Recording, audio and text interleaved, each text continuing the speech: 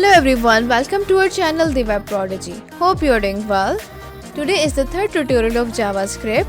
In the previous tutorials we have learned some basics of JavaScript. But in today's video we will learn how to create or how to add HTML tags in JavaScript.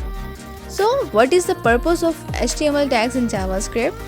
The combination of HTML tags in JavaScript allows developers to create interactive and dynamic web pages that can respond to users' actions and display updated contents and provide a richer user experiences. So let's learn how to add HTML tags in JavaScript. Now look at my screen. In the document section there is a line written. I'm going to break it first. For this, in the command section, just write break tag and refresh. Now you can see the line has been broken. And I'm going to bold the text. For this, in the command section, in this line, you need to add bold tag here. Just add it and refresh it. I'm going to add it and refresh it. Now you can see my screen. The text has been bold. Now we need to italic it.